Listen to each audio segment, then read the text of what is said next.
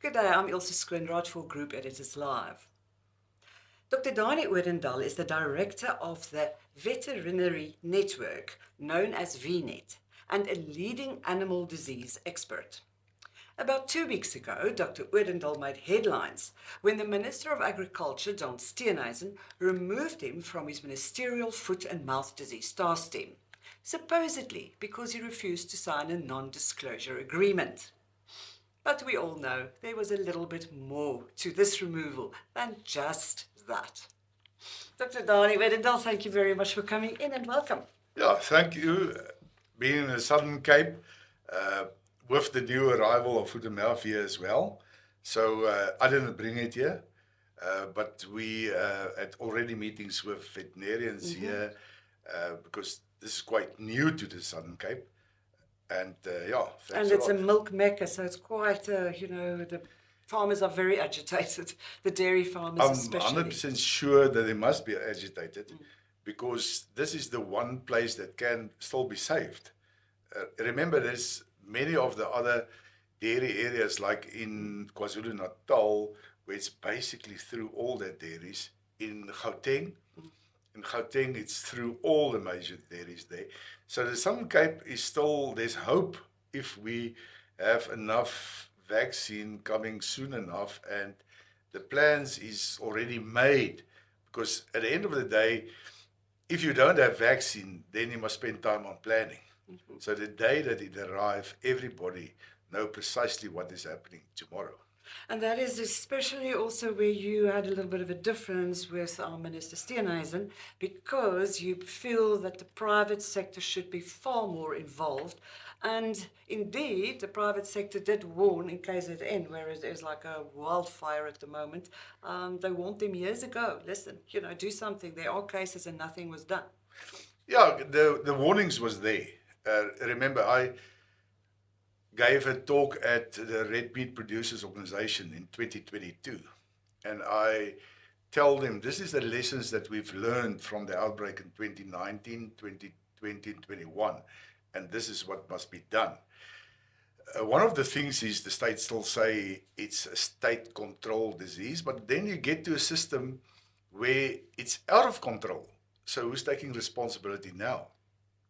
The decline in state veterinary services over time, for many different reasons, was happening, really, over the last 30 years.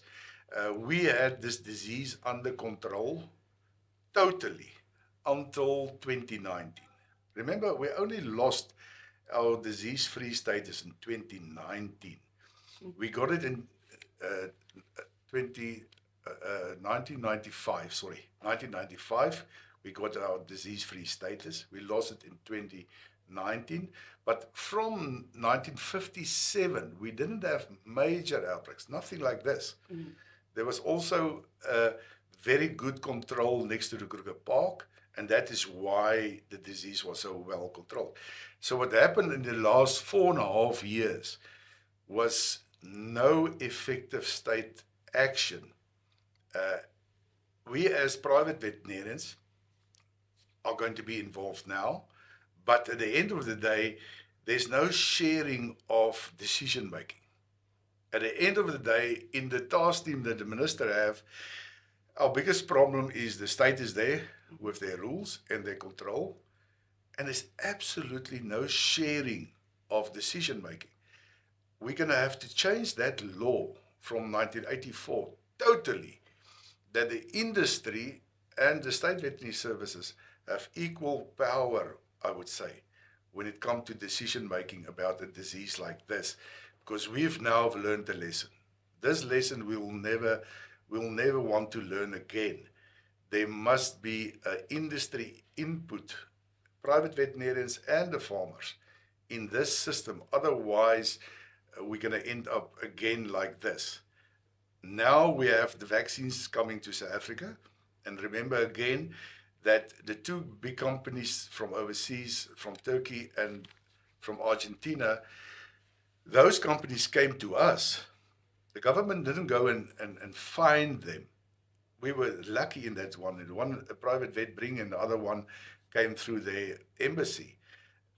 So they actually approached the private sector in South Africa saying, listen, we've got vaccines, you can buy from us. Is that how it worked? They approach the state Yes. and say, there's this vaccines available, Okay. we can import it. So at the end of the day, you would have thought that the director 2, 3, 4 years ago, when Onderstepoort couldn't make the vaccine that they registered in 2022 at large scale. They didn't have the capacity. They didn't have the capacity, they didn't use an international company to make that vaccine. You would have thought that the director would go overseas and say, okay, we're in trouble. And I'm talking about 22 and 2023. Let's get some vaccine. No, it didn't happen. Luckily, these guys came to us, and then we also had a big problem to get the import permits. Remember, those vaccines not registered in South Africa, but it's an emergency importation. And for that, SAHPRA have to give it a Section 21. For the first one, we waited 2.5 months. Now, with this disease, it goes day by day. Yes. You don't go on holiday, don't go December on holiday, close a lab, anything like that. If it was the private sector, and we say the private sector can play such a bigger role, here in the Western Cape, we have one of the biggest concentrations of private vets in the country. The private vets, you must know the one thing about them and state veterinarians. Private vets has a database of their clients. They've been to every farm. They know what is happening on the farm. They understand the different management circumstances. If you want to roll out a program now like the vaccination program, you can sit with a private vet in 2-3 hours. He can tell you that farmer's there, this is the number of animals. And then the state can come in and say, okay, those ones in between, we can service. But you as private veterinarian can really play a big role in your client database. We there, hopefully will be used in a correct way in the Western Cape. The Western Cape usually ahead of everybody else with their planning. I thought their planning was better, but I think they will get there very quickly. Their preemptive planning. And the private veterinarians here are here in Malmesbury. The private veterinarians already is busy right now starting to vaccinating the dairy cows there, where the state asked them to do that. So we can, the minister said we must get 80% of the cattle vaccinated by December, 80%. I say we have to do it in 4 months. Life must go on. Yes. Well, life must go on. We can't trade, we can't move animals. Farmers can't sell if we don't protect the animals that we're going to trade with. So they must be vaccinated. 2 weeks later, they have immunity, and then we can move on. How do you see the situation playing out in the Western Cape? You say the people are... I'm very disappointed with the small amount of vaccine that they got. This is the one province where you could save industries. The message I wanted to get over to national was, don't hawk the vaccine there. If you ask for 200,000 for, say for instance, the Free State, you must be sure that you use it that week. If you're not going to use it that week, rather give it to another province like the Western Cape that will use it that week, because in a week's time you're going to get another 1.5 million. So previously people, when they got vaccine, they wanted to keep it. Now we have to use it. Here in the Western Cape, I wish we can get 100,000 doses very quickly, because we can save this whole dairy industry by preemptive vaccination on the border between the outbreak and the dairies. And hopefully within a week we'll get better on higher numbers of vaccine. I think everybody here is ready to roll it out. Like I say, with the private veterinarians, they totally, a dairy farmer use a veterinarian once, twice a month. They get to the farm, they do all the reproductive work and things like that. They totally involved, they understand what need to be happening. It's almost like your partner in business. It's absolutely their partner. The biggest thing of the government, the last thing they have to overcome, is that at ground level, on a dairy level, you have people that vaccinate every year, but they understand to vaccinate. It don't have to be the veterinarian. The veterinarian can do some training. Then he can oversee the first hour and see is it done correctly. Because the state just want the record back. And then they can carry on. That last part, which the state haven't said officially, that at farm level where there's a private veterinarian under his supervision, the farmer himself or the workers that normally do the vaccine can do it. We have to quickly get to that point. When we get to 10 million doses arriving here, we won't have veterinarians that will be giving the vaccine. The state say veterinarians, remember state vet don't vaccinate. They technicians vaccinate. The state vet don't vaccinate. And it's the same with private veterinarians. They have so much other work. The chances that they will be the vaccinators is not there. The state for now say the vaccine is for free, except if you want to preemptive vaccinate clean farms, then you maybe have to pay. That's stupid. Can never work. We're in this situation due to lack of state control for the disease. Surely it's a very, very, very expensive exercise. How much do these vaccines actually cost? So there's normally an international price of between 45 and 60 rand, but that's landed. Per vaccine. Yeah, that's landed. There's a lot of administrative fees in between. I don't think at farm level it will be much more than 60 rand, and that is because the vaccine is made for us. Remember, the rest of the world don't use our strains. They had to do a new work and develop this vaccine just for us. And that is why the cost is quite high, and it's small amounts. Remember, this Argentinian Biogenesis make 300 million doses a year of the A and O strains. Yeah. And there the price is much lower. Ours will come down as well after this development cost was covered, and we have higher numbers, amounts that we can use. So for now, I think the state must carry it. The minister said there was 2 billion rand for that, and that will be enough to get through the whole of the country, and even with a second one. Because these new vaccines, remember, they're not like the Botswana vaccines. They're not water-based, they're oil-based. After one vaccination, give you about 6 months of protection, and if you give another vaccination, a booster, because now the animal's not naive anymore, you get a year. And that is a long time. That's a long time. At the end of the day, going forward, how would we vaccinate? Are we going to vaccinate all the cattle in the country twice or once a year? We will see how that play out. We deal with other diseases where we vaccinate animals twice, like lumpy skin disease, and then they have quite a long immunity.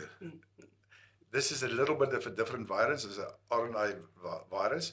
Lumpy skin is only one strain, and here we have 3 strains. But that we'll learn, and most probably in future, we'll have to focus on the young animals that we replace that haven't been vaccinated, to give them 2 vaccines. And I think we will get into a stable situation within 1 year, so much so that we can move this disease back. Are you talking nationwide? Nationwide. The Western Cape can be first. They're more organized. The Free State is very organized. Some of the other provinces not so organized. But we will see within the next 2 months. Remember, I'm 40 years a veterinarian. I only saw this disease 6-7 years ago. I've went through my whole career. Never encountering foot and mouth disease. Because it was so much under control. Wow. 2019 was the first one in Polokwane. Yeah. So it was so well under control. The people that worked with me started with me years ago. I started as a state vet on the Botswana border, foot and mouth control. I never saw it because we controlled it. Anyway, so we can get over this, but this one thing I said, when we roll out the vaccine, we have to roll it out with a system on a farm level that farmers and the workers can vaccinate themselves and keep the record under supervision of the veterinarian. That is the one thing that we have to get officially accepted. But isn't that accepted now? Because they are allowing private vets to. Yeah, private vets. Yes. But a private vet can just do that much. Like I say, So, I want under them. under this new sort of say welcoming the private vets on board, Yeah. they still insist that the private vet must then vaccinate him and his team, or her and her team. Him or her. You know. Not a team. Him and her must vaccinate. Just that person, just that Yeah. individual. Yeah. Oh. It can't work. It can't. Remember, private vets is working already. Of course. Their days are full. They're not vaccinators. They can teach, they can oversee, Yeah. and then the people must carry on. All the dairies are marked, specifically the dairies. So I'm not allowed to go onto a farm as a vet. My farm, the farm that I service, I've known the farmer for Yeah. 10 years. Go onto the farm and say, listen, this is how you do it. Here's the product. This is how you do it. I'll show you. Yes, everybody knows. I'm giving you training. Go for it. I'm not allowed to do that. Officially, you're not allowed to do that. Okay. And that must be official. That must be made official. Very, very important point. Most important point for today. Because that'll speed things up quite a bit. No, it will totally change everything. The vet, remember, the vets are just saying, oh, no, you can help. But does nobody say, there's money available to pay you to do this job? You know, vets is so gullible on the one hand. They would just want to help. They want to help their clients. They will lose a lot of income because they can't do their other jobs. They just want to help. But it's not also not sustainable. A lot of our vets went to England with the outbreak in 2001. My peers went there. I couldn't go at that stage. And they got paid to do this job. So the private vets is there, and it's not that they're money hungry, but you have to remember their income is only coming from the work that they do that day. But they're there to assist. If you were leading this whole FMD crisis fight against the outbreak, what would you have done? One of the first things I wanted to have in place is a full operational center. A GIS map, every province, every farm marked. Remember, the Western Cape basically have a producer register. You have to have a producer. Every farm where there's animals and farming, you have to have a producer register. Then you have your state vet offices, you have your private vet offices. These two talk to each other. When you plan the vaccination or the control of the disease, it's all on the map. It's like a war. You have to have a very, very specific control room. You have to have electronic movement permits or application for vaccination. You can't do it on paper anymore. We're just so far beyond that point. Anything that's electronic lie in the central database. You can manage that data. You can look for certain trends, whatever. So the two things that I would have done right up front is a war room or operational room, from where, and fully manned, you can phone in. Everything that's happening on the ground every day is plotted on that. So that's the big thing. Without that, you lose the oversight. You basically don't know where to start and where to end. Everything must be on there. The Eastern Cape have done it very well. With their outbreak 2 years ago, although it took them a month, that was the only bad thing. They only started that a month later and the disease was spreading. It's something I actually gave through to the minister, the war room thing, when he was just appointed through the person that was going to be his advisor. That was my first thing. We need to have this thing in front of us and control it. Know the enemy and where it may hide. If I was director, this wouldn't have happened.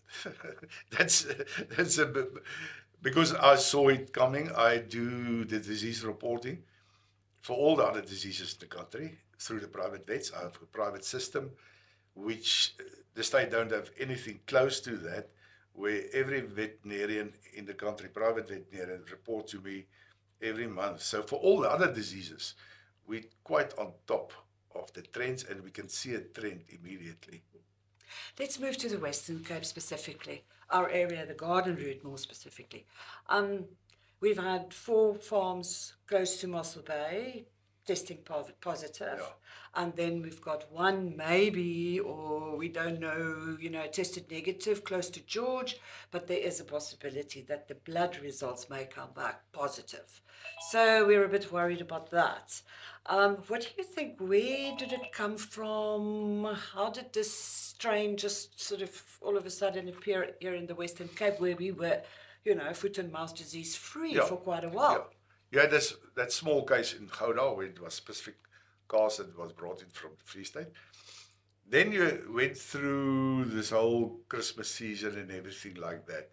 And the biggest problem in the Western Cape, like in other provinces, is cattle on communal ground. Cattle on municipal ground, you don't have the former homelands, the proper communal areas, but you have municipal grounds.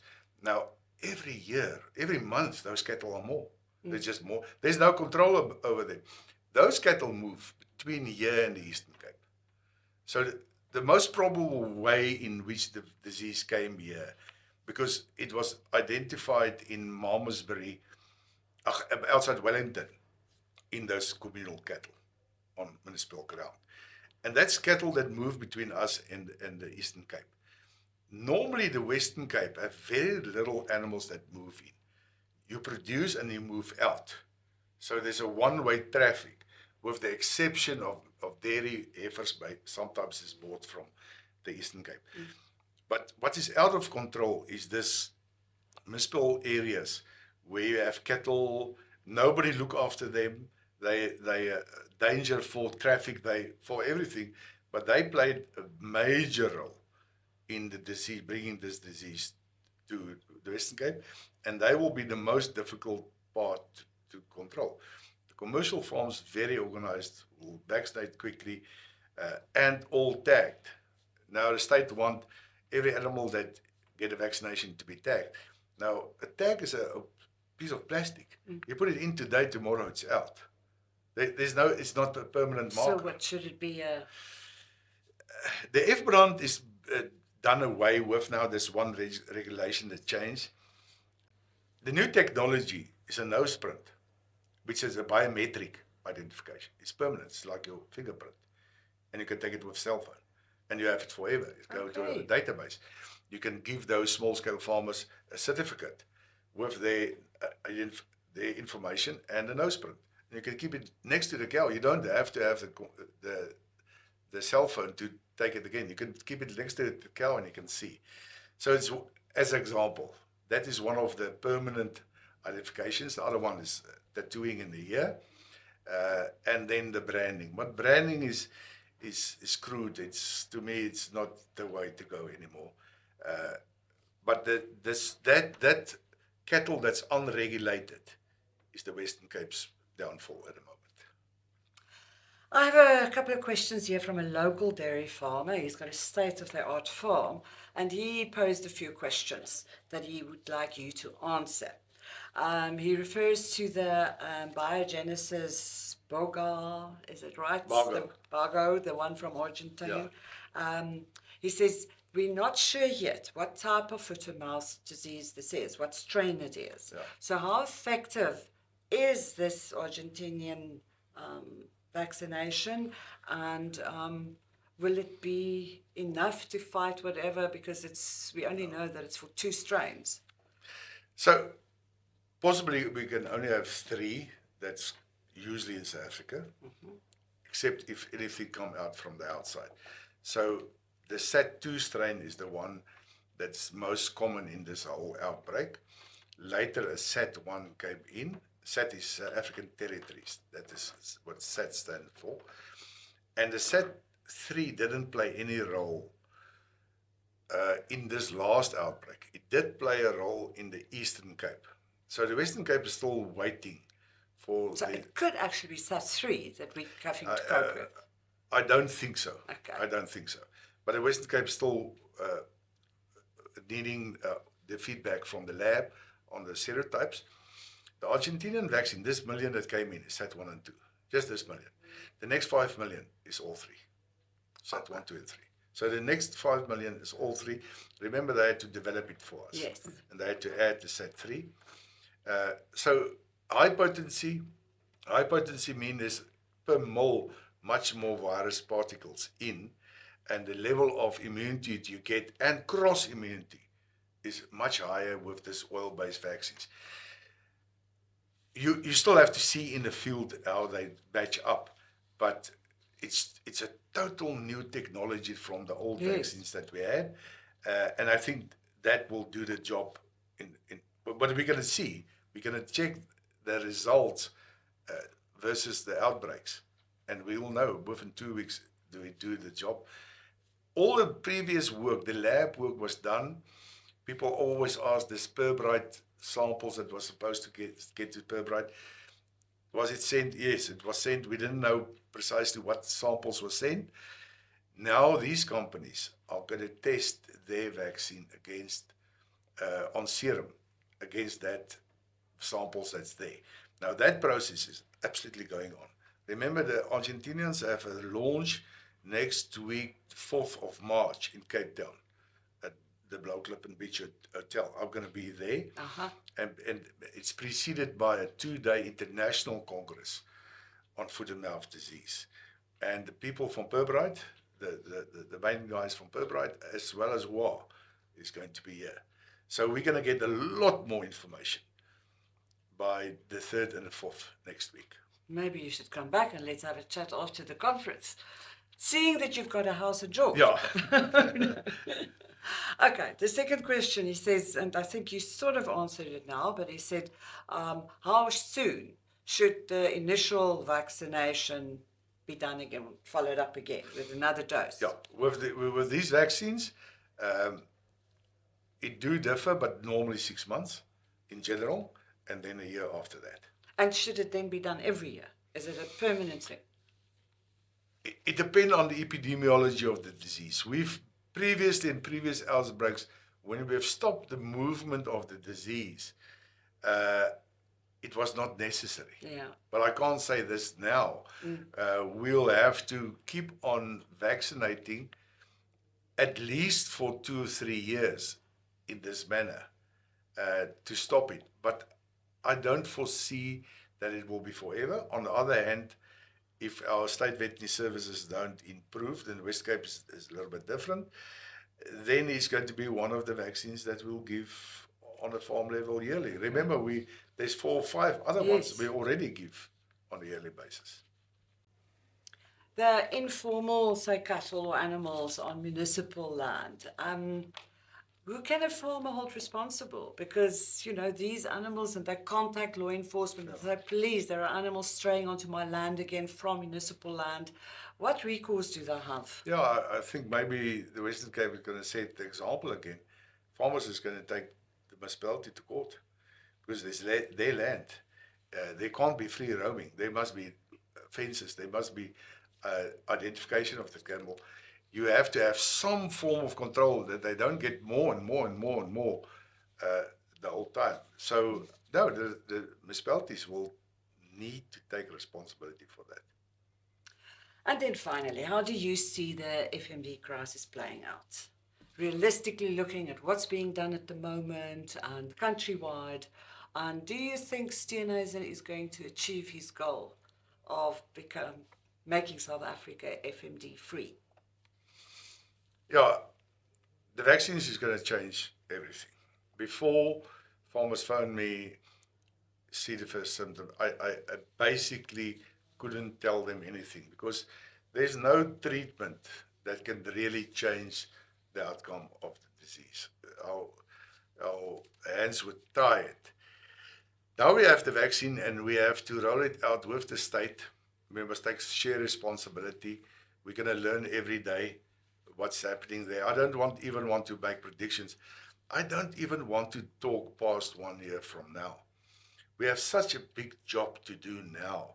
Where we're going to end off in 2 or 3 or 4 years' time, they talk about cleaning the country and get exports going. We have to save the farmers. If people in this whole thing have forgot one thing, now you have to save the farmers. Forget about anything else. A dairy farmer that goes through this, for 1,000 cattle, he lose 5 million rand. They were already marginal in their profit margin. We just have to save farmers now. For the next year, don't have big plans, have a good rollout, keep the records, do area by area, save the farmers. Then we can think about where do we want to go in future with this disease control. We must just think. I would say think the next 6 months. And don't even talk about the other stuff. Just do it, because Western Cape is more organized. I don't see that. I foresee bigger problems with the rollout in the rest of the country.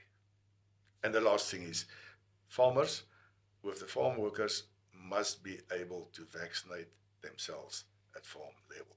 We have to get that official. That was done in Brazil. It can be done here. It's no objection from the World Animal Health Organization. And next week, I'm going to make sure of that. And if that, people can maybe even talk to the directors of veterinary services and the minister, say this is acceptable practice, that the farmer trained a little bit by the vet, overseen by the vet, can do the vaccination themselves at farm level. That is what I want to end off with. If we can't get to that level, we won't be able to roll out the vaccine fast enough.